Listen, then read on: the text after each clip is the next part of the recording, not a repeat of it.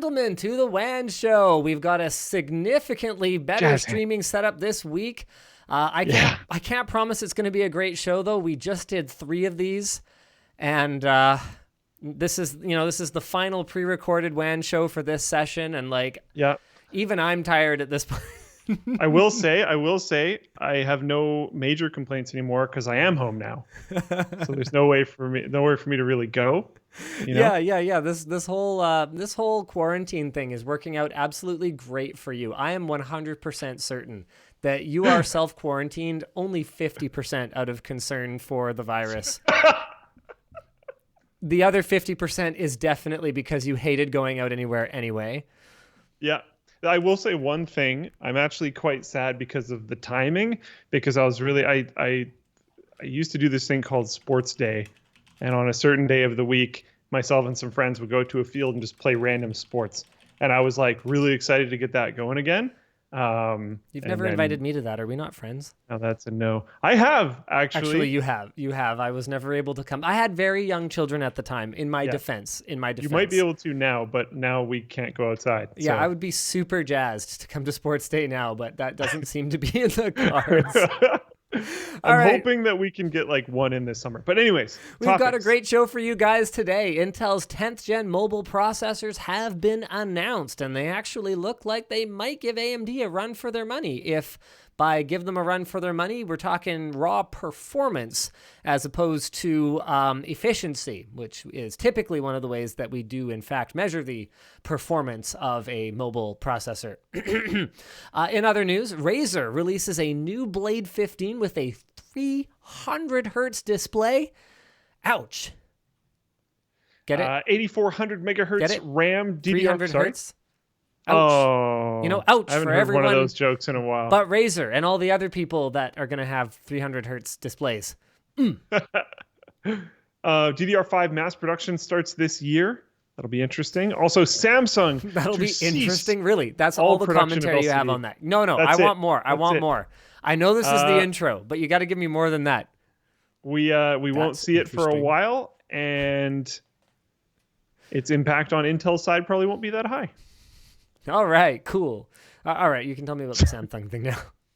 The Samsung thing? Yeah, Samsung to cease all LCD production in 2020. Samsung Display decided to end all of its production of LCD panels in South Korea and China by the end of this year. They announced on Tuesday. Wow, that is kind of huge, actually. Yeah. Why is that marked rumor? Because our source is like Reuters, which is generally not associated with rumor mongering.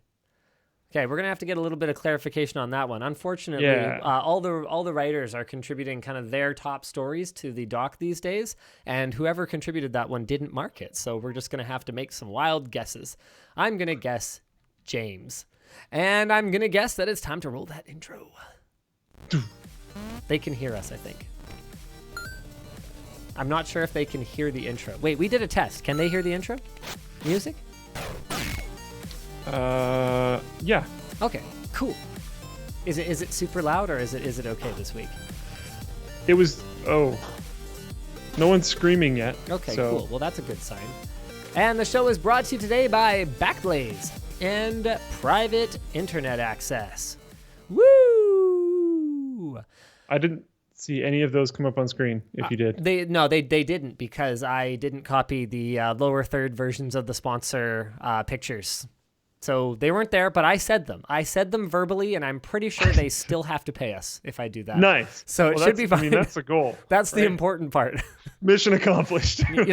Look, the videos are just a distraction. Okay, that's the shiny object I hold up. The keys. I'm jangling the keys. LTTstore.com. That's the real play. Yeah. Oh, that video was so much fun to make, actually. That was a total blast. Guys, you should have seen Luke's other takes, because it's possible that they were worse. Yeah, they probably were. Yeah. I actually don't know if they were. I think that might have been the worst one. I think they might have intentionally taken the least believable take of that scene. And guys, It was amazing. So I actually watched Riley coaching Luke. Like Riley was Luke's acting coach for that shot. And he's showing him how to do the cry, right? And it's like, he's like, okay, no, don't worry. You don't have to cry. You just, can you do the cry for us, Luke? Can you cry a little bit? I could try, but I'm so bad, as everyone has seen. And like, he wanted me to crunch over as if I got like hit in the side and then just scrunch my face as much as possible. That was my like guidance. So I was supposed to just be like,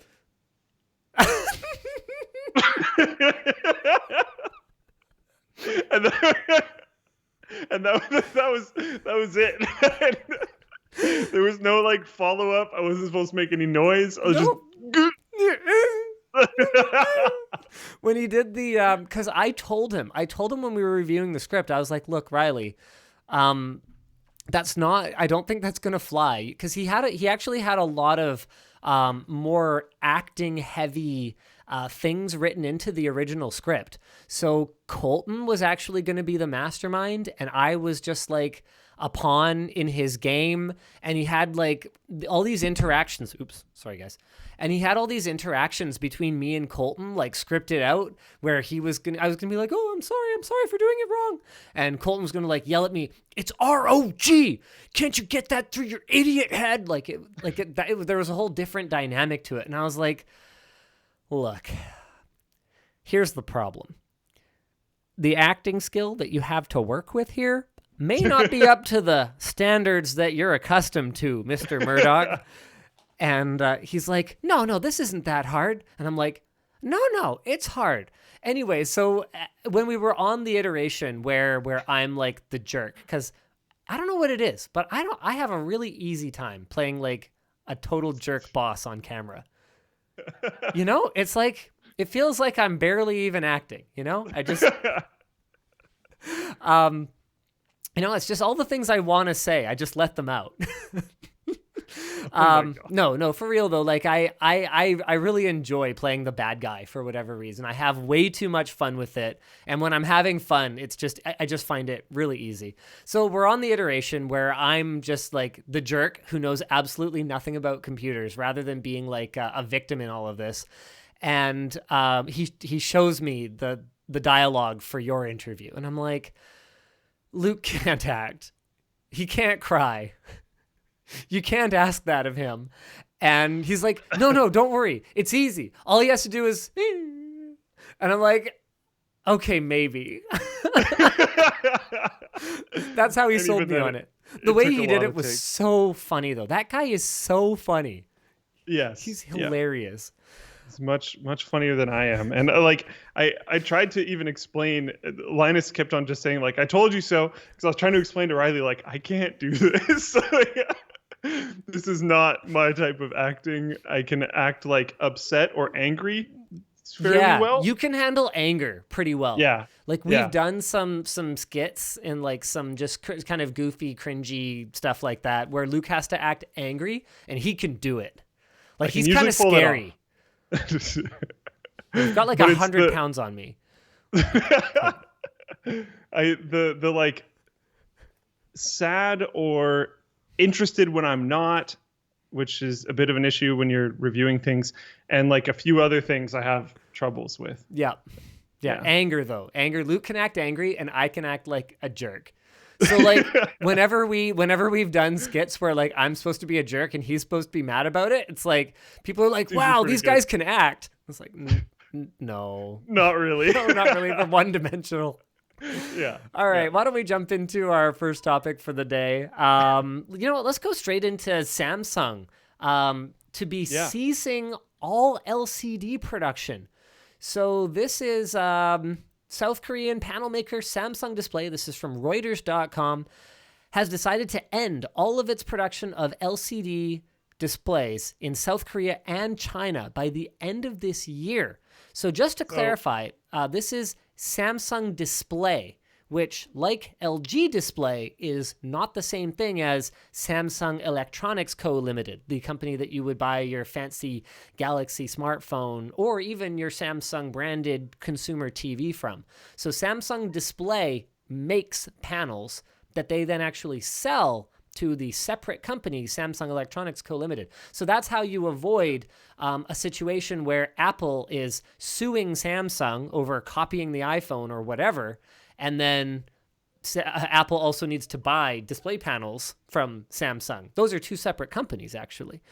And they will definitely continue to work together. One really important note here, too, is that they're ceasing the production of LCD. They're not ceasing the production of screens or panels. They're just ceasing the production of LCD screens and panels. They're moving to OLED and stuff like that. They're moving on. They're moving forward. So one thing that's a little bit confusing to me is I can't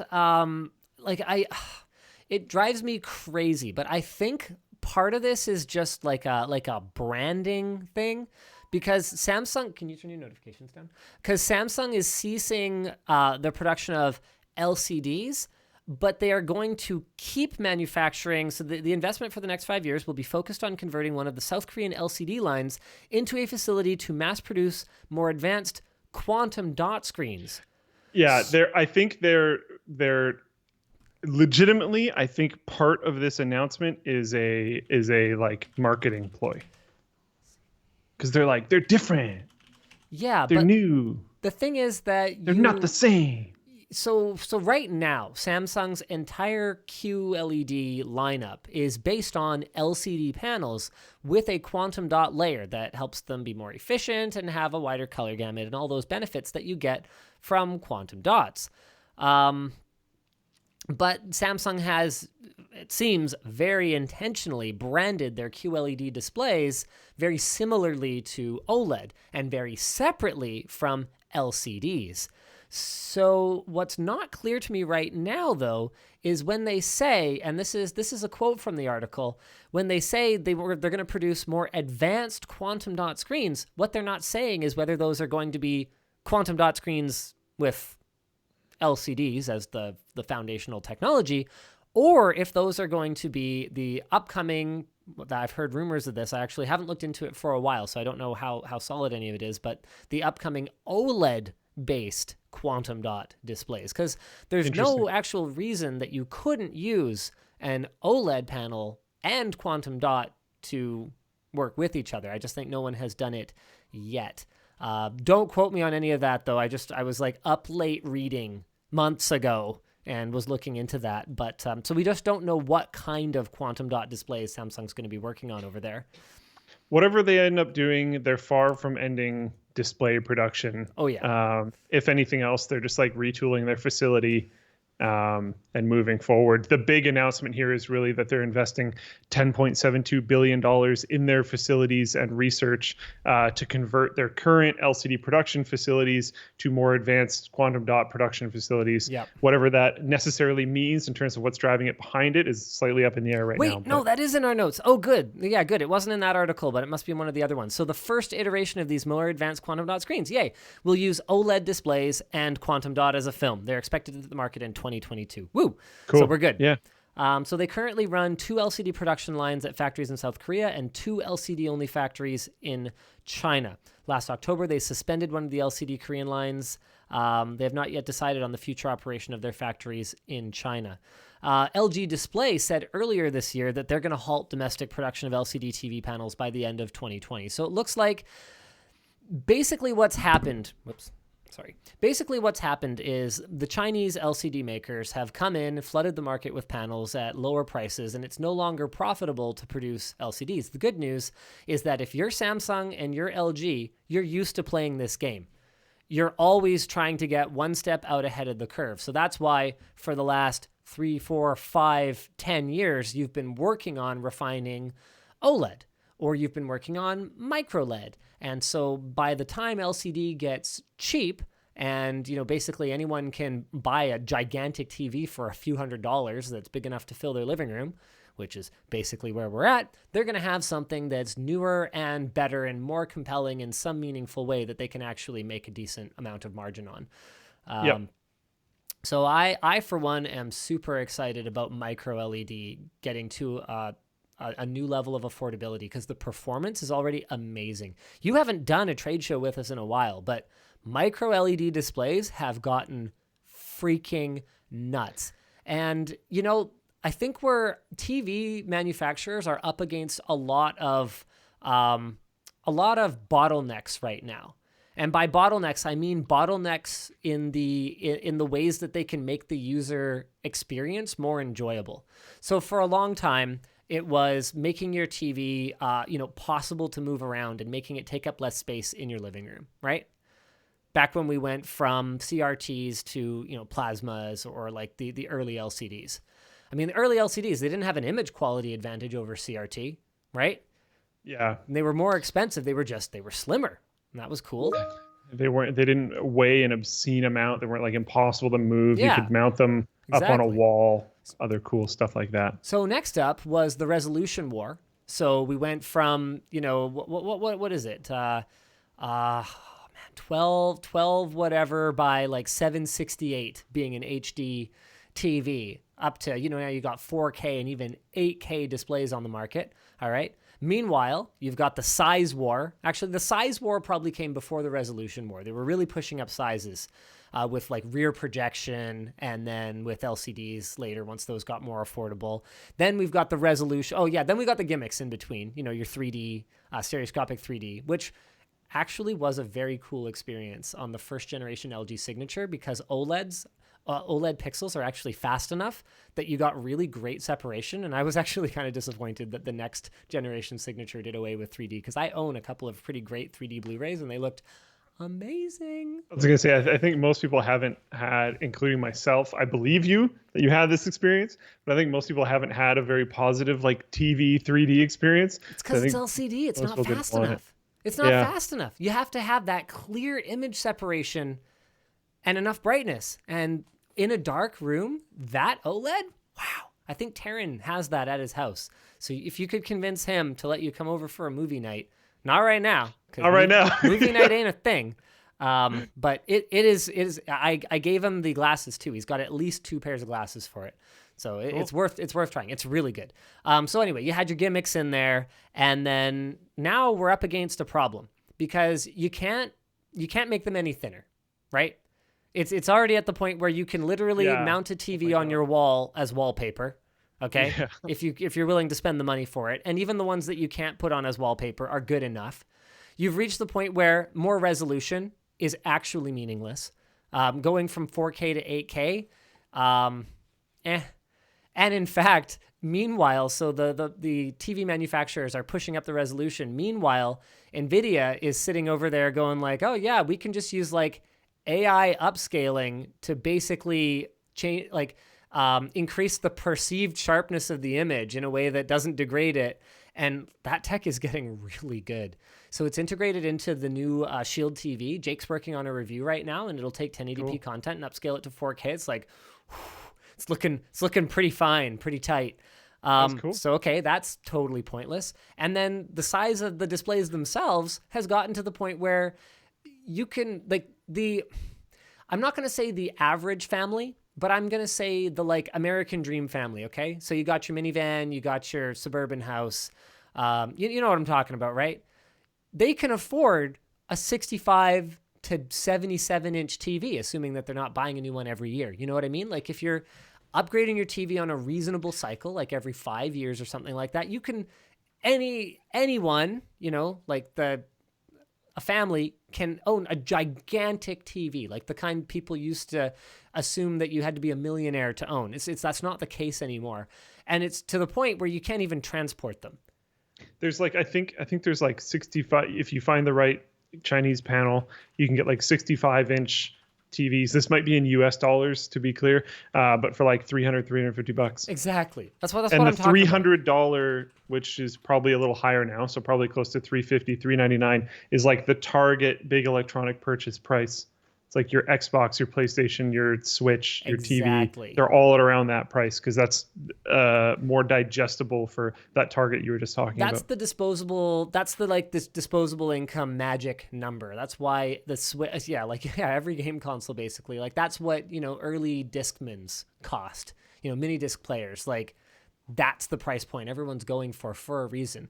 But they're at the point now where you can't really, HDR can get better. HDR can keep getting better, but to a lot of people, that's not going to be as meaningful of an improvement. And now that you can get a 4K 120 hertz TV, like you finally bought a TV after all these years. Yes. Which one did you go with? Did you go with the B or the C series? The one you recommended. Okay, I think I recommended the B. Yeah, it's like basically the amazing. Same image quality. And I got it at the perfect time because now my roommate, my girlfriend, and I are all quarantined in the house, and now we have this sweet TV. So it's actually worked out really well. Have you gamed on it yet? Not much, but a little bit, yes. So it's nice. We're at the point now where you can get a 4K 120 hertz OLED panel for pretty affordable, and it's got great HDR. So basically, in order to improve things, you kind of got to go big again.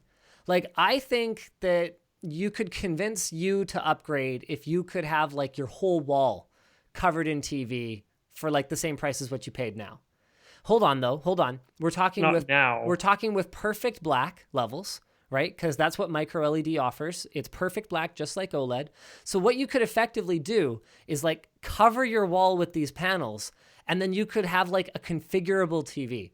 So you could have it be like super ultra panoramic for movies. You could have it be like huge for just like, video chatting. You could have a like live wall. Yeah, a live wall. That could be like one of those, the TV itself has this, but the Chromecast version is way better when it puts random pictures on the screen. Exactly. If you had a live wall that was kind of like that, and you could have like a moving, I know I just said moving picture, but you know what I mean? Like a still camera long-term shot of like the hills of Switzerland or some craziness like that. That would be amazing. That's coming. Yeah.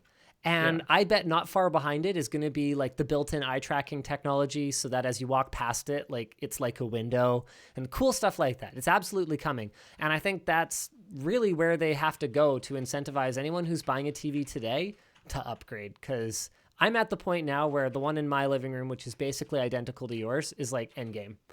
I don't desire. It feels like it. I don't desire anything else. Me neither. It's fine. This is small, but I haven't owned a TV. This is the first TV that I've ever purchased. I traded for one.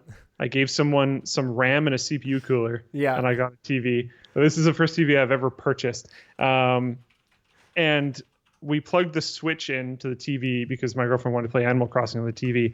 And she grabbed the remote and pressed the voice control button and said, open Nintendo Switch or something. And I was like, oh, that's not going to work. You have to tell it like what input to go through. And the TV was just like, opening Nintendo Switch, and just worked immediately. I was like, what? Stuff's pretty good crazy these days, man. I think that kind of stuff is pretty cool. Yeah. All right, let's move on to our next topic. They're ceasing LCD production, but it's not a big deal because they're still going to make displays. They're just going to be ones that they can actually make margin on and that push things forward. And micro LED is where I'm really excited. The good news is they've got 5 years to 8 years, while all the people that are still rocking early generation LCDs get through their upgrade cycle. But I think at the enthusiast level, there's not going to be much to incentivize people past what we have now. All right, let's talk about the 10th gen mobile processor, shall we? Yes. This was posted by William CLL on the forum, and we've basically got graphs of how much better the new generation is compared to a 3-year-old processor, the i7-7820HK in games. Now, the notes say that there are graphs. So hopefully I will find them. Is that what this is? Oh, okay. Yeah, sure. I guess. Oh boy, do I have? Oh, and you're dead. Luke, are you still there? You don't see the screen? Oh, hey, look at that. Yes, I do. Can you shovel of it a little bit to the right? Is there a way for you to do that? You know what? No, don't worry about it. Don't worry about it. No, don't worry about it. It's good enough. All right, cool. So you want to scroll us down to those performance graphs there? Yeah. Hey, there they are. Look at that. Okay. So Intel estimates that the gaming advantage compared to a 3-year-old laptop. Now, wait a second. are they factoring in that this new laptop is going to have a better GPU in it? What is the 3-year-old laptop they're comparing against? Now, just a gosh darn moment here. Okay, usually Intel is pretty good about having like the configuration of the systems that they're using listed somewhere at the bottom of these claims, with all the little asterisks and stuff. But I don't see it. Yeah. I don't see anything. Oh, wait, maybe on the 10th gen core mobile processors slide. No, I don't see the specs here. All right. Well, at any rate, there's the lineup. So at the top end, you've got the 10980HK. That is an overclockable chip, although good freaking luck. That's base clock 2.4, max single core turbo of 5.3. That is pretty nuts. Then you've got the i7-10875H. Oh yeah, that is an 8-core 16-thread processor. This next one down is also 45 watts. Also 8-core 16-thread, and it turbos up to 5.1 with a base clock of 2.3. Moving right on down, we've got a couple of 6 cores. I think that 10850H could be a really interesting one. So that's 6 cores, 45 watts, 5.1 maximum single core turbo. That one's pretty interesting to me. That 2.7 gigahertz all-core boost, or all-core, base, or that 2.7 base is pretty nice. And then you move down into, we've got another 6-core. That's also an i7. And the i5s are both quad-core, 8-thread. But these are all 45-watt TDP processors, which basically tells us right out of the gate that the compete level with AMD's 4th-gen Ryzen mobile is just... This is going to be tough. This is going to be an uphill battle. And yeah, they've got fancy slides in here talking about up to 54% more FPS versus a 3-year-old PC. But like, if you are conveniently leaving out and conveniently comparing to a 3-year-old PC versus a 2-year-old one, because the 2-year-old one would be equipped with a very similar graphics card, like if you're ignoring the graphics card upgrades that have taken place over the last couple of years, you are really reaching. So a question I have for you, yes, is in the time of this COVID stuff, and there's stuff going around that this might last a couple or a few more months, or who knows. Laptop purchase and investment. What do you think? Because when I saw this, I'm like, okay, so they're launching a new mobile processor, but I wonder what the market for mobile stuff is going to be. I could kind of see arguments potentially for both, a higher interest in buying something mobile and a lower interest in buying something mobile. You now have more people with the prospect of potentially working from home. You can get kind of nicer experiences for working from home out of a desktop. That being said, if you need to invest in a computer, investing in a computer that you can take back to work or back to school or whatever else when those organizations open up again might be kind of the play. Let's get into that topic in a minute, because I just checked the notes. And yes, in fact, the comparable system that they're comparing against, the 3-year-old laptop has a GTX 1080 and the new one has an RTX 2080. And the source for that information is Alex Clark from Linus Tech Tips. It's a YouTube channel you might have heard of, on a conference call with Intel about these processors. So that seems like a pretty good source. Well, that's pretty silly data then. Ouch. So he's got some speculation in here. Will these be able to beat the new Ryzen 9? He says, this is a guess in all caps, probably in performance. He's probably right, but it'll take a huge laptop with much more cooling. And this is also a guess, but probably a correct guess. So there's loads of new premium laptops coming out with these. So we'll be interested to see if they hold up. You can expect reviews for sure. All right, let's change gears and let's talk about whether now is the right time to buy a laptop or a desktop after this message from our sponsors. Backblaze. Yeah, I got him. Got him. Beautiful. More at 11. Backblaze is an unlimited cloud backup for Macs and PCs for just $6 a month. They've got over 35 billion files restored. You can back up docs, music, photos, videos, drawings, projects, all the data, basically. That's what it says. That is in my talking points. All the data. You can restore files from anywhere, download them directly on the web, or you can restore by mail. So if you do it by mail, they will actually overnight FedEx you a hard drive full of your data. You can offload everything, send it back to them, and they will refund you for the drive. Cool stuff, right? No wonky cost structure. And I believe I thought this was Backblaze. 1 second. I thought I saw news about this. Yes, March 23rd, 2020, Backblaze reached 1 exabyte of data. Nerds. Nerds. So for a fully featured 15-day free trial, go to backblaze.com/WAN. It's not that I'm salty because I have not as much. It's not a measuring contest, okay? It's just that they're nerds. So go play with it and start protecting yourself from potential bad times. Brought to you by Private Internet Access. What's in your online security toolkit? Not PIA? Well, then get PIA. Adding a VPN lets you mask your IP, and it encrypts traffic to and from your devices. PIA has reliable service with over 3,300 servers in 30 countries, and they now feature WireGuard, which is in a beta state, but they've got WireGuard now. There's no bandwidth caps, and you can configure your encryption, and you can set up your internet kill switch, so it's not going to allow any data through if your VPN becomes disconnected for whatever reason. So just get it. When combined with private browsing, it can even make websites think you're in a different country. It's risk-free to try with their 30-day money-back guarantee, and you can connect up to 5 devices at once with clients for Windows, macOS, Android, iOS, and Linux. So think about it. No matter how diverse your group of, tech nerd friends is, you could all install PIA. And I'm not going to say that you could do it, all of you, on one device each with one account. But you could. What? I love that PIA just doesn't even look at the spots that we do for them. I'm sure they'd get mad about that one, but whatever. The point is, get PIA. It's affordable. lmg.gg/PIA WAN. All right, now I really want to talk about that thing that you were going to talk about. Desktop or laptop because of the COVID thing. I want you to go first, though. Hit me. I kind of always vote this way. You're biased. But I think, yeah. You're biased. I am. Yep. Okay, try to be unbiased. Desktops. Try again. I'm pretty into desktops. And I think now would be the time to go in for a desktop. You think so? Yeah. You know what? Oh, man, it's tough.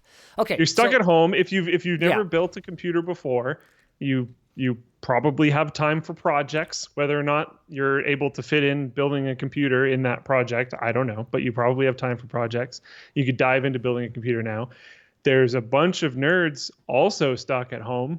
And probably help you. If you have a phone, you would be able to show a video of, you could do a video call with someone and show, like most people are for work and stuff these days, and show them exactly what's going on and get it fixed. No problem. I'm sure there's going to be no issue there. And then you'll have the premium experience during the duration of the quarantine. Yeah, I think that's pretty cool. I think that's fair. You're leaning a little bit to your right there. Sorry, there we go. Yep, that's a little better. Thanks, Luke. But then I can also fully understand the argument of I need to get a computer for the home, but I won't really use it in my home once quarantine stuff is over. And having one that you could take with you to your work or to your school or wherever you need to go. So that's why I'm torn, because on the one hand, it is a great time to build a desktop. So we did a machine on live stream earlier today. Actually, I built a machine that let me just check the specs of it, but it was like $800. $800. The RGB one was actually not included in the $800. Oops. So that was my bad. But hold on, let me just have a look here. Either way, that's a few bucks adder, and you don't have to buy that one if you don't want. So Ryzen 5 3600X, that is a 6-core processor with great performance. That is basically as high as you need to go to play any game on the market with any graphics card. I mean, you can go higher if you want, and then you can, video encode for days or whatever. But that is a great chip. Decent ASRock B450 board that supports everything you need, as long as you're not trying to run SLI or fancy 10 gigabit per second front panel USB or anything like that. It's got everything you really need. It's got 16 gigs of RAM. I think we put 2 sticks of these 8 gig DDR4 3200s in there. 512 gig M.2 SSD. The RTX 2060 KO. So that's the cool one that's using the same GPU as the 2070. And so has a bit better performance in compute applications. Decent case, 500 watt, 80 plus gold EVGA power supply. That is a good system for $800. You could throw a cheap monitor, keyboard, and mouse, and you are ready to go for under $1,000. So that's fantastic, because the reality of it is, I don't know what it is, but somehow laptops just seem to slow down over time, don't they? And there's nothing scientific that I can find to back up, to back it up. But like they were fast and then they feel slow. I don't get it. And they seem to die faster. Like that's been my experience with them in general. They definitely die faster. Yeah. I mean, my girlfriend is still using my old 2600K GTX 780 setup. Oh, there's no way you're running a laptop from that era and having a good experience. No. And her experience is totally fine. Okay. But let me give you the counterpoint to that argument. Okay, let me just see. I just need to check pricing on this one real quick here. We also did a video this week on the Zephyrus G14. Let me just see if that one is up yet. Ryzen 7 2nd gen. Yeah, no, it looks like that particular model is not up on Newegg yet, unfortunately. But that's a laptop with a solid graphics card in it. Basically, desktop level gaming performance out of the CPU. Laptops have also come a long way in terms. So here, hold on. So RTX 2060, it's got the Ryzen 9 4900HS, which is just an unbelievable chip. 8 cores, 16 threads. It turbos up to 4.3 gigahertz, which on AMD's architecture is awesome. 512 gigs of storage, 14-inch display. You can get a high refresh rate one, so you can get a 120 hertz display. For what is more money, yes, that is a great experience. And if you hooked it up to an external monitor and you're willing to live that dongle life when you sit with it at your desk, there is so much high-speed I/O on a laptop these days that you can do basically whatever you want to do. I streamed WAN Show last week. It wasn't pleasant because I didn't have the ergonomics sorted out, but I streamed WAN Show last week with multiple sources off of an Ultrabook. Yep. And that was one that was only a 6-core, and it was an Intel one that's not as powerful as this new Ryzen processor, which is an 8-core, and you can get in like a slim laptop. There's something to be said for being able to take the performance with you. Yes, it's less on the go and be able to use the same machine both at work and at home. Absolutely. And in terms of dongle expansion, you could even just go with one of the like Amazon Basics desktop USB 3 expansion. I don't know, but it like powers itself through the wall. So it's able to deliver full power to all the USB ports. It's actually really nice, and it's like $30 or something.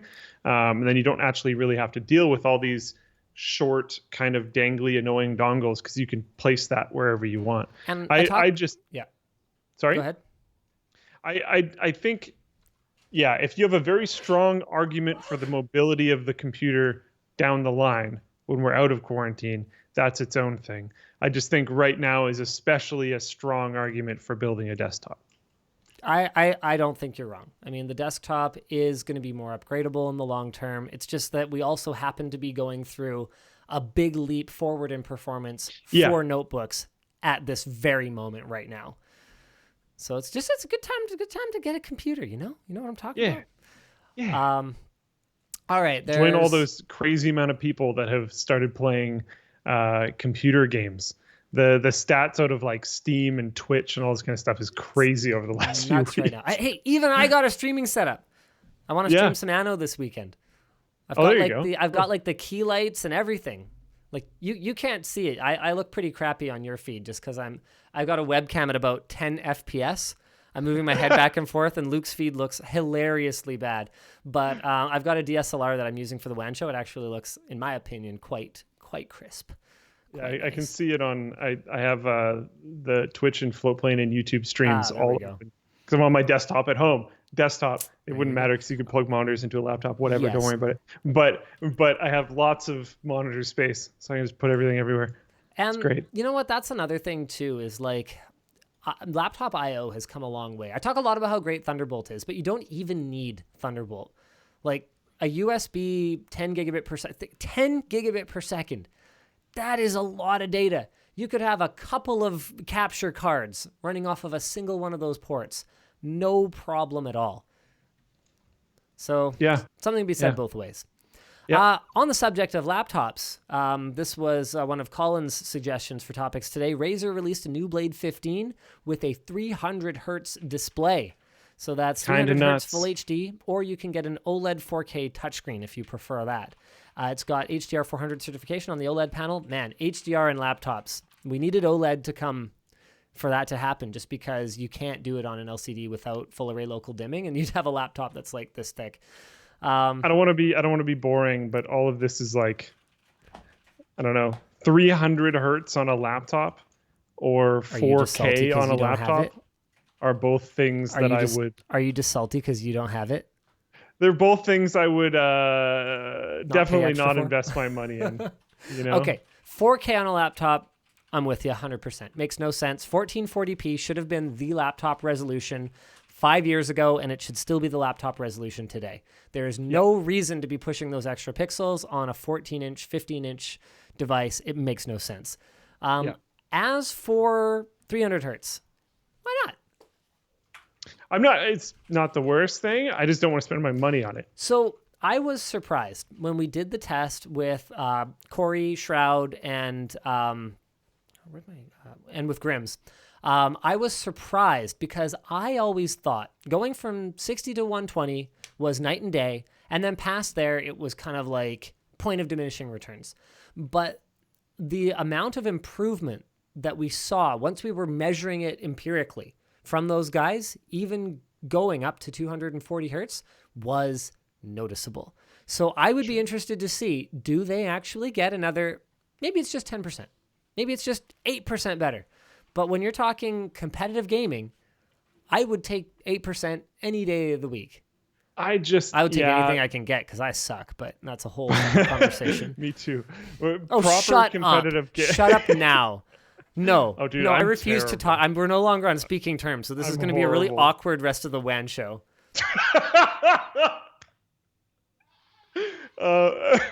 I just... Like how you're talking really high-end competitive gaming. I don't know how much of that happens on a laptop. I'm sure some does. I know people that have been super, super into gaming that played on a laptop, but like that being their main system seems like maybe a little bit of a stretch to me personally. But I don't know. It's cool to have those options for people, I guess. It's just very notably not for me. If I want to really try hard at a game, I'll sit down at a desktop. You're really showing off your Corona beard here. I never told Luke that I wouldn't talk to you guys, so I'm going to talk on the show, just not to him. I've got another great topic to tell you guys about here. So 8400 megahertz RAM is now coming. DDR5 mass production starts this year. So we began the transition from DDR3 to DDR4 6 years ago. Wrap your brain around that. 6 years ago, the transition began. And now memory suppliers are finally laying the groundwork for the leap from DDR4 to DDR5. Now, DDR4 has gotten better. It's gotten faster. The latencies have gotten better. That it has definitely been refined in that time. But we have not had a generational leap forward in quite some time, ladies and gentlemen. So this makes so much sense. Jaden asked me. So sorry, guys, can you hear something right now? I'm not going to go into why. But Jaden asked me for a graphics card and some RAM, and I was able to hook him up. And I asked him, like, do you need DDR3 or DDR4? And he kind of paused for a second, as in, like, what do you even mean? And then was like, DDR4? And I was like, well, I don't know. But yeah, I guess no one really needs that. SK Hynix is claiming that DDR5 will ultimately offer twice the bandwidth currently available with DDR4 modules. So the current DDR4 modules top out, well, the JEDEC certified ones top out at 3200 megahertz, although you can definitely get ones that go faster. So there will be a 50% boost in bandwidth, meaning that DDR5 4800 should be commonplace, but speeds will ramp up from there, and they claim they'll reach up to DDR5 8400 megahertz in the future. The modules will operate at just 1.1 volt versus 1.2 volts. There will be on-die error correction for more reliable technology node scaling by correcting single-bit errors internally. That's pretty sweet. 32-bank structure, an upgrade from DDR4 16 banks per 4 bank groups. I wonder if that's just for error correcting memory or if that's for everything. Burst length of 16 versus 8 for DDR4. Same bag of DDR5 will offer a wide range of density based on 16 gigabit and even 24 gigabit monolithic dies in order to meet the needs of cloud service customers. Really? 24 gigabit dies? Huh. That's the first time I think I've seen like an oddball die size like that. Mass production will begin later this year. Cool. Sorry, can you guys hear something? That was weird. I'm over it. I really thought you were going to bite on the... I'm over it. I'm back. I forgive you for claiming to be bad at gaming. He is so much better than me that to hear him say that he's bad is basically a direct insult to me because it means that I must be gutter trash.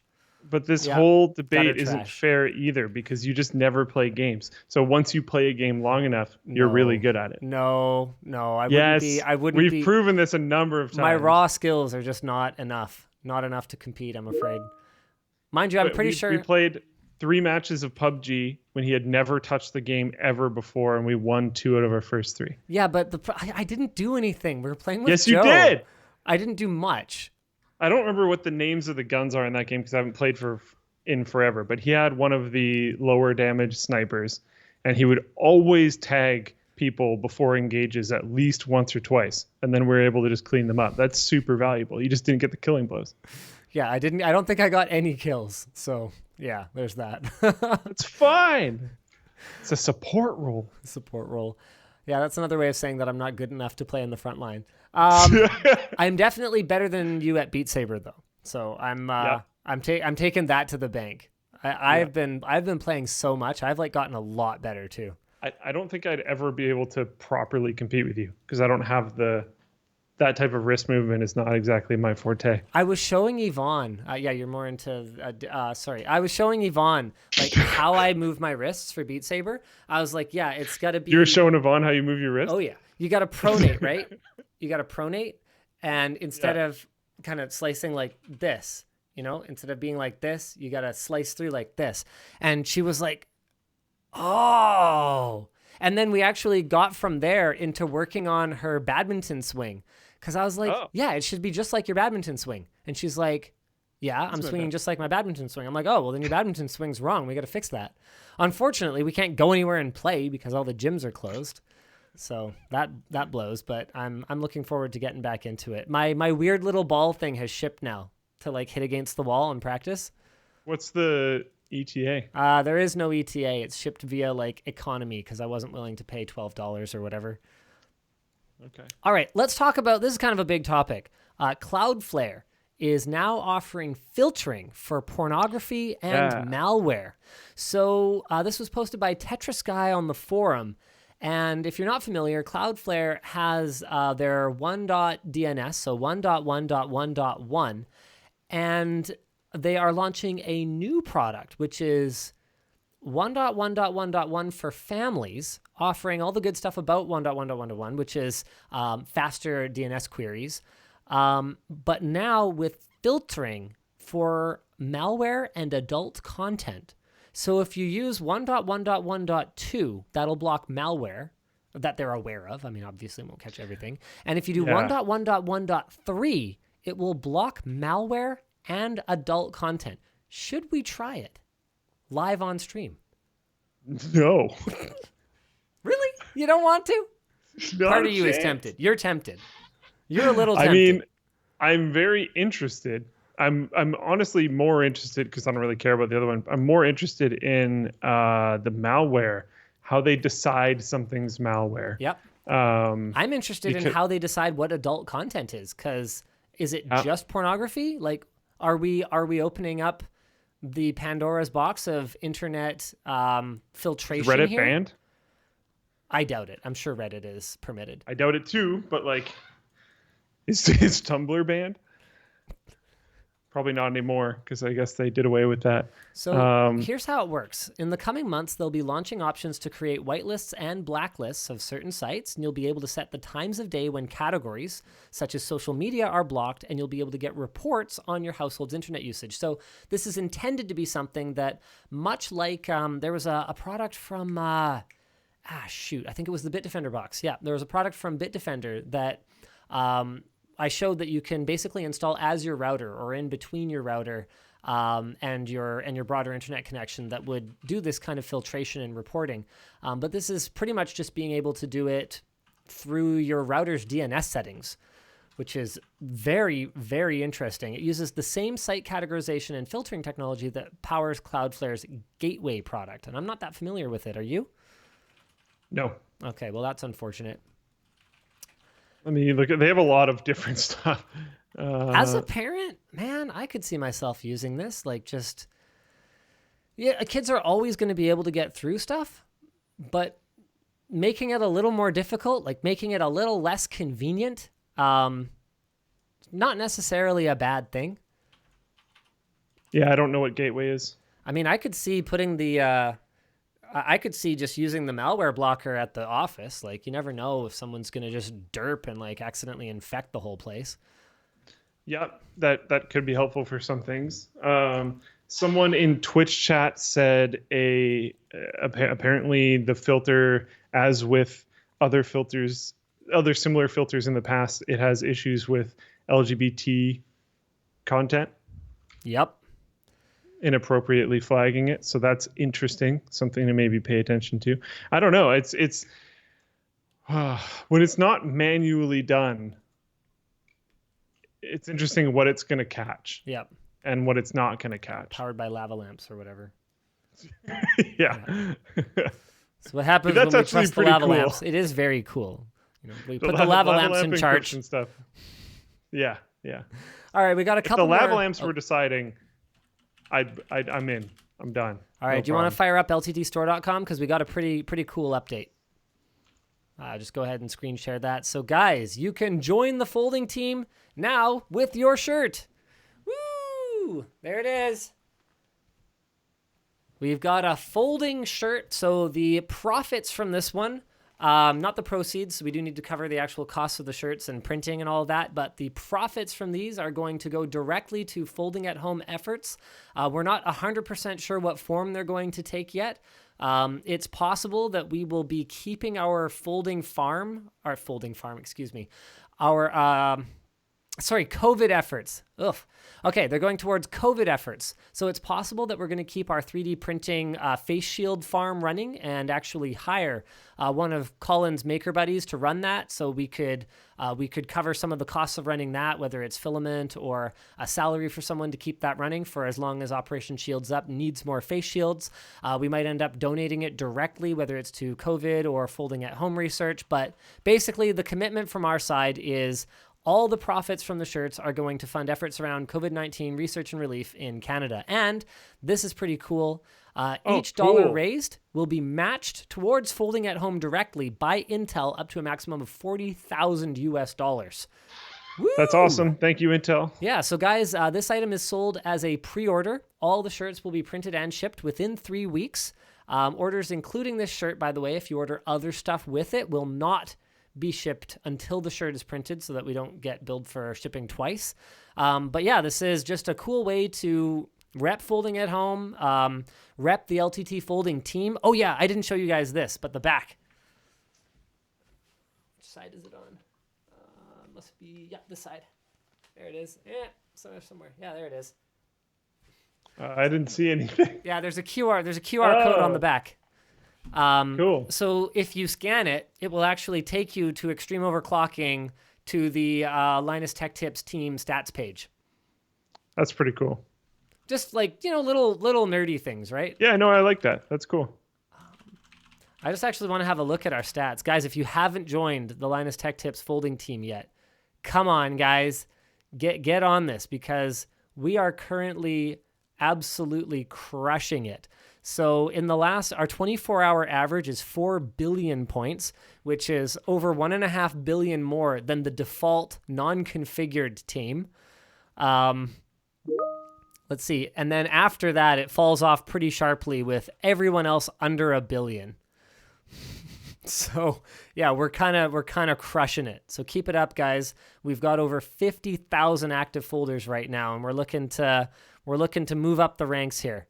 It'd be nice to move up the ranks. So let's do it. Oh, yes, very funny. Okay, yes, we do also have another merch item that is very hot, very fresh. Very funny joke. Hashtag LIEnus. That's amazing. Nick insisted that we do just like a simple black shirt with white text, like a spread the word type of thing. If you guys, this will be a limited run shirt. We're never going to bring this back again for sure. No. It's like one of those, haha, very funny joke. I remember that. I got the shirt. But this is not the kind of thing that we're going to have around forever. Although if it pains me to say this, if LTX goes ahead this year, I suspect that showing up in one of those would be pretty much the cool kids move. I was literally thinking like probably one of the better ways to troll you would be wearing one of those and like getting a picture or something. Yeah, it's very funny.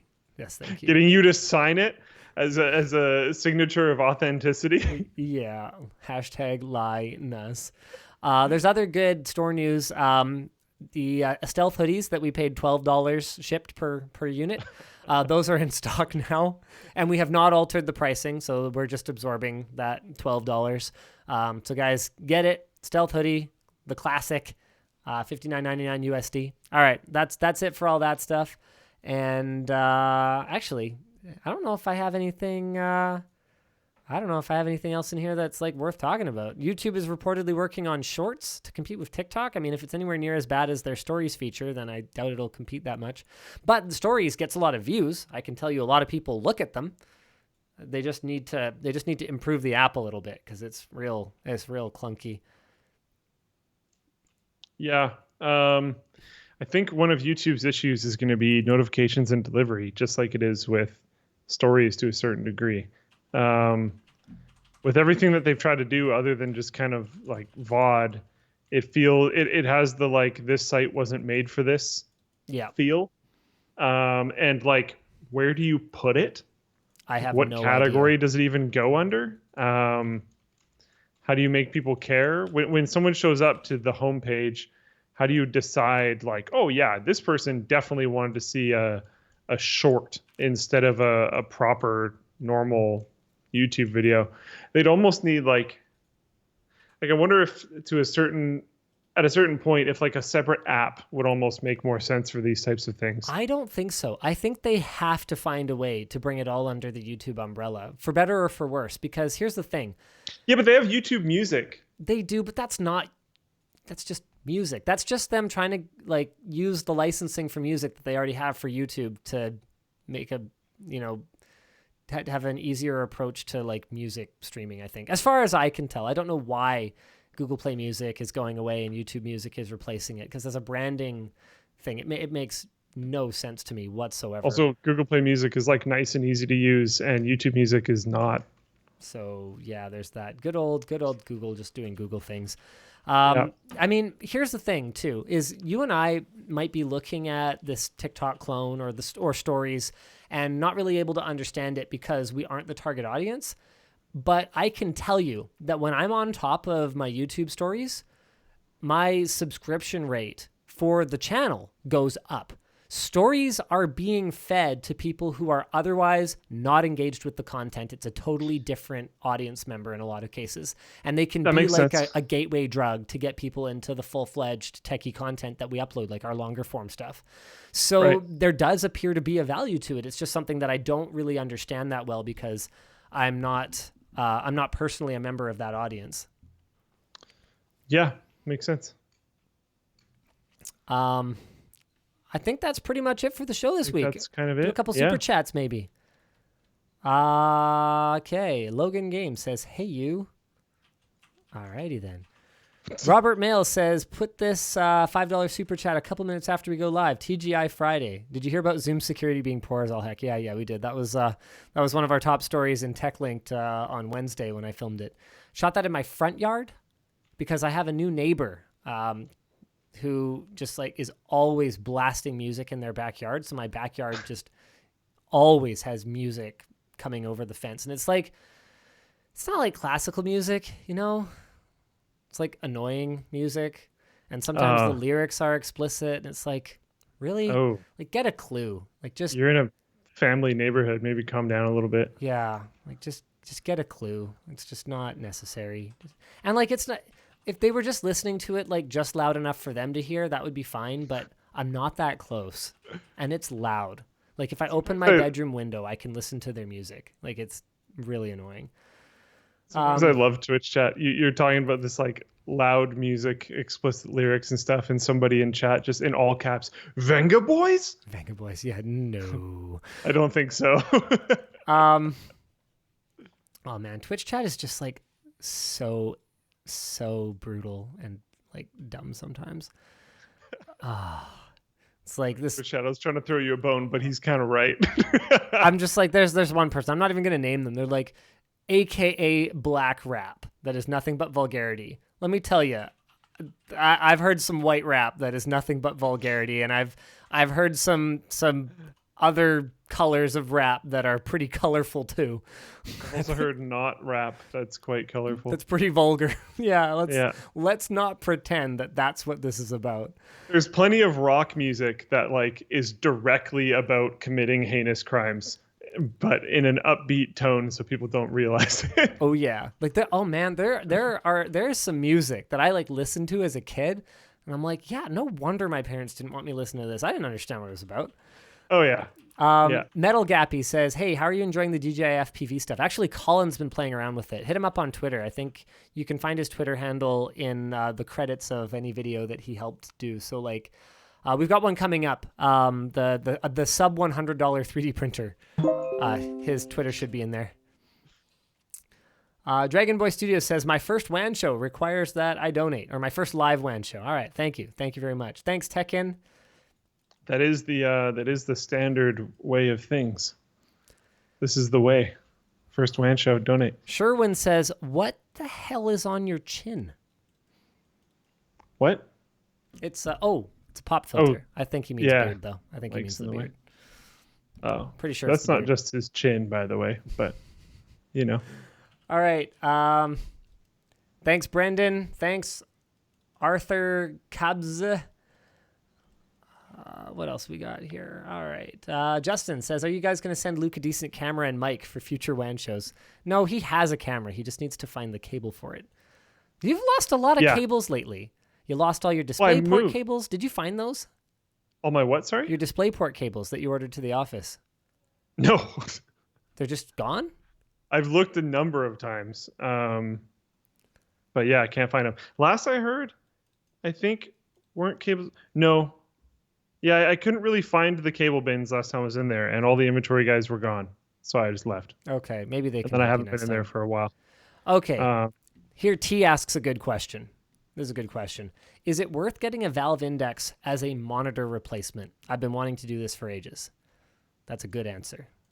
It's a good answer to a good question. We are still a couple of resolution bumps away from that, and then a couple of comfort breakthroughs away from that. Yeah. It's like the dream, the pipe dream at the time and dream now that is. When you were looking at like DK1, we're insanely closer to it now than we were, but we're still probably almost just as far away. We're still a long way away. Yeah. Jeff Jones says, I know you touched on it last week, but is it wrong for YouTube Premium members to fast forward through your sponsor spots? I mean, nothing. I don't know. It's all up to you what's wrong or right. I can tell you that we make more on you being a YouTube Premium member than pretty much any other way that you can contribute other than subscribing to Floatplane. LTTstore.com. Yeah, and LTTstore.com. If you buy a shirt every month, that would be more than if you're a YouTube Premium member. But YouTube Premium is definitely better than ad-supported. Maximum Floatplane subscription, shirt every month, Twitch subscriber, forum contributor. What a shill. We're getting up there. I'm not going to correct you, though. It's not wrong. You're not wrong. That'd be great. We can't really ask that of you guys, though. No. That's a lot of shirts. All right. Chris says, have a good weekend, boys. I'm going out for a rip. All right. Sounds good. Just maintain your social distancing. All right. Yeah. All right. You're the only one allowed in the ripping device. Yeah, that's right. You got to be 6 feet apart. Well, that's it for me. What's new with you? Hey, you wanted to talk about your streaming setup for the professors last week, and people informed me that I was very rude and cut you off. I actually didn't mean to. I was kind of tuned out because I was trying to fix something to do with the stream, so I wasn't really listening. And it seemed like you were apparently it seemed like you were trying to start a conversation about it, and I just moved on. So why don't you tell me about what you were doing? Last I did. Oh, so were you just done? Was that it? I was not done, but someone from the IT team of that school showed up in the Twitch chat and probably sent roughly, I'm just going to throw a guess at 100 messages that very much felt like a SWAT team trying to knock on my door, trying to get attention. This is so-and-so from this thing. I work in this department. You need to talk to me. I need to communicate with you now. I can prove identity. We need to solve this. Blah. And that was constantly being posted in the Twitch chat. Oh. And then when you raided my girlfriend's stream afterwards, he went to there and kept posting it. So I eventually had to be like, hey, man, you should probably deal with this internally and not through Twitch chat and not talk to me because I'm just trying to help them. So, yeah, there's been some developments there. I'm not going to go way too far into it because I probably shouldn't, but it blows my mind the lack of rising to the occasion that has happened from certain departments at certain companies or organizations at this time. Okay. That got real awkward real fast. All right. Speaking of awkward, I have a poll for our viewers that I will be posting. I'm going to hit Float Plane first. So we'll get their results first. Guys, go ahead and submit your votes. Submit your votes in the poll. Okay. Gonna get these polls in there. They're this poll's gonna be fire, if you know what I'm saying. Know what I'm saying? Fire poll. Okay. I gotta know. I just gotta know. Okay. I'm gonna vote for you. Here we go. I'm voting for you. Okay. All right. Let's have a look at the results here. Actually, do you want to pull up the results? Sure. We'll screen share your side. I don't have screen sharing set up. Oh my goodness. People are very passionate about this. The votes are pouring in.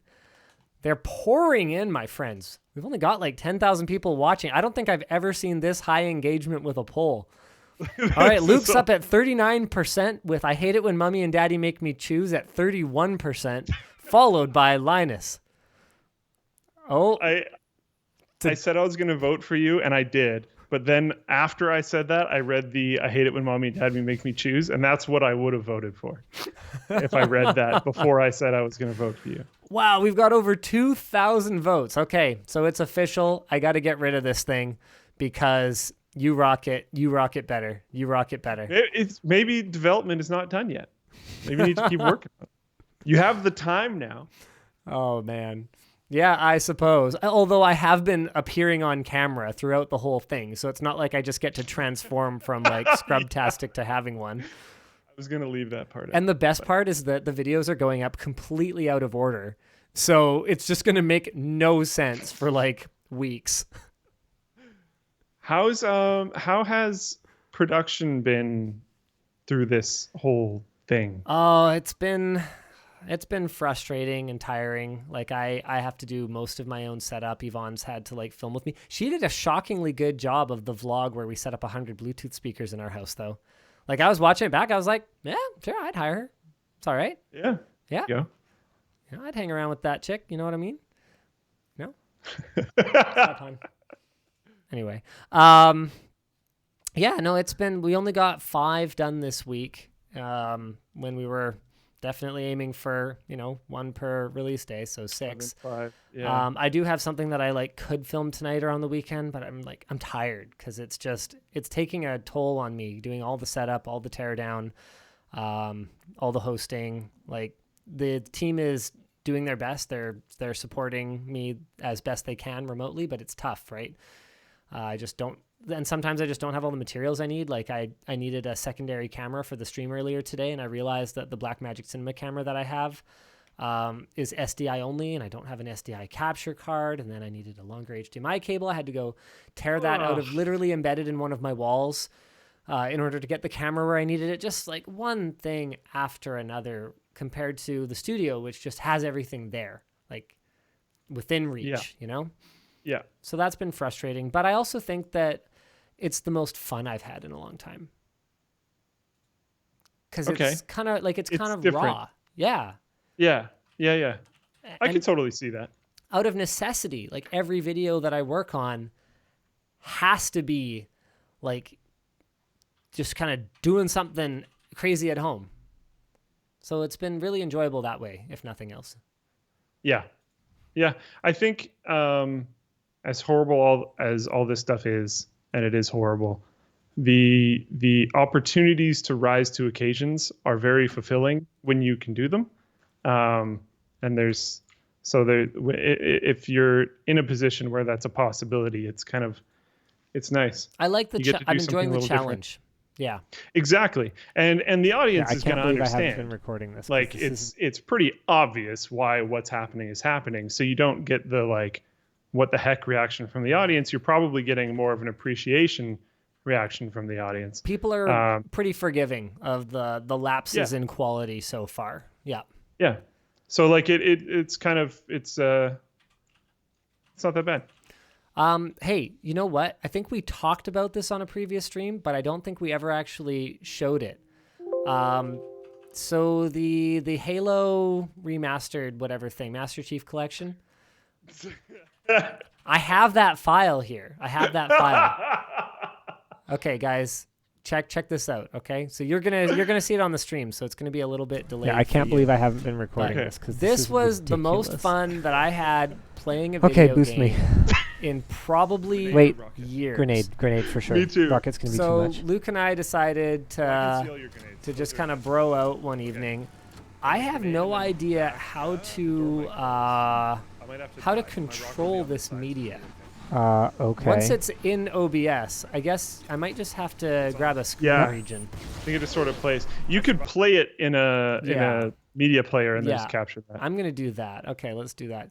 So we decided to tackle the silent. I can't believe I have the level where you storm the beach. Silent cartographer. You have to get down to the silent cartographer in Halo 1. We weren't streaming or anything. I wish we were streaming because that was hilarious. It was actually amazing. Display capture. Oh no, that would have been the best stream I've had in years, if not ever, and I didn't stream it.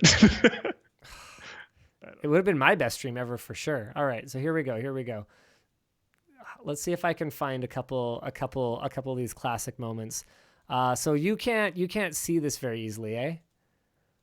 Okay, so hold on a second. So here's where we're trying to get through this door. I'm out of rockets, but I have 4 plasma grenades. Oh man, I gotta mute that. So basically what we're trying to do is we're trying to get the Warthog all the way down to the map room. So you can see I think this one we blasted across the chasm with a grenade. Luke, are you looking at this one yet? Is this the one that we hit with the rocket launcher or with the grenade? Oh yeah, so we've got 2 Warthogs here now because our brilliant idea for how to get the first one through was to ram it from behind. Yeah. So what we're trying to do right now is right this one without knocking it down into the chasm here, because if we do, it dies. Meanwhile, that one at the front is kind of glitched in the door. For context, I just kind of started doing this pretty early on, and we kept on saying like it's not going to work. We're not going to be able to get it past this next point. And then we just kept being able to do it. And we ended up accomplishing the whole freaking level and then back out again, which was kind of epic. Hold on. Where's the part where we managed to get that one through the door? Man, this took forever. It took forever to get through this door. really long. That Yeah. section in particular took an extremely long time. I don't even remember how it went through ultimately. I think I got on the other side. We killed the Covenant on the other side, and I got on the other side, and I think we just shot under it with a rocket, and it popped the front end up enough that it was able to get through the door. I think that's what happened. Was that while I was driving it? I think so. I think this might be the moment. Are you sure it was a rocket? You can see my marker. I'm not sure it was a rocket. Might have been a grenade as well. So it was a combination of ramming them through, using grenades, and using the rocket launcher. I think you're holding a rocket launcher here. I think this might be it. Let's see. Oh man, it's like completely glitched out. This is like the dumbest segment of WAN show I think we've ever done. There it is. There it is. Look at this. What even is that? What even is that? So ridiculous. So cool. So ridiculous. Anyway, the best moment is definitely the drive-through order of silent cartographer. Did we really drive it all the way out? Yes. I don't know if we did. Did we really? We did. We drove it out. Or we drove a different one out? I don't remember. Because we had 3. Yeah, we had 3 in there. That was why we were up exploring on the surface at some point. Okay, is this Is this where we're fighting our way out? Yeah. Yeah, here it is. Here it is. All right, so there we are. Map room. Give it a try, guys. Give it a try. It was the most fun that I had gaming for a couple of hours in basically ages. Total blast. I don't know how we got it through this one. Like, that is very clearly too small. It's trying so hard. It's so dumb. Yeah, there you go. There it is.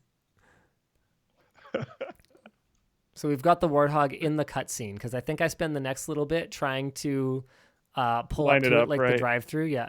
And then Luke gets in the hog, I think, and then I try to activate it and then jump into it at the same time. Because You end up like partially in it. Yeah, something like that. Here, the cutscene's about to go. Our goal was to have a Warthog in every cutscene, and we sort of did it. Yeah. Cool. One of them, we triggered the cutscene a little bit too early. The Warthog was still there. It just wasn't exactly where we wanted it to be. We were, at the end, we were trying to get the Warthog into the Pelican. But Yeah. That was too hard. We couldn't get the timing right. We were like trying to drive it towards it and then time it so that a grenade would go off, lifting up the front end enough to drive it in. We also tried just like shooting it with a rocket launcher just to kind of blast it in there, and we couldn't get it to go. If we had more supplies, it might have been easier, but we had like, I think it was 1 rocket and like 2 or 3 grenades, maybe. Yeah. At one point in time, I think we only had 1 grenade because it kept auto-saving as we were using more and more consumables. Yeah. And it just got extremely tedious. So we stopped having fun, which is basically, the point where it's kind of the point. any game you kind of stop playing it. Yeah. So I think you do the cinematic pretty soon here. Yeah. I think we were discussing like how we wanted to do it for a while. Yeah. Oh, hold on. There it is. Okay. Press E to activate the silent cartographer. Here we go. So yeah, I think, do I tell you to get out and get in the gun? Oh yeah, there we go. So I activated it and then got in. So you're like stuck in the Warthog and clipped in it. Okay. Hello. Yes, I'll have a Big Mac and fries, please. The camera's just Thank like in the car. Yeah. So I love dumb. stuff like that. So dumb. All right. Great show today. Thank you very much. Thanks, guys, for tuning in. We'll see you again next week. Same bat time, same bat channel. Bye. Now for the next one, right? Yeah. One more. All right. We really have to do another one. All right. Goodbye. Bye.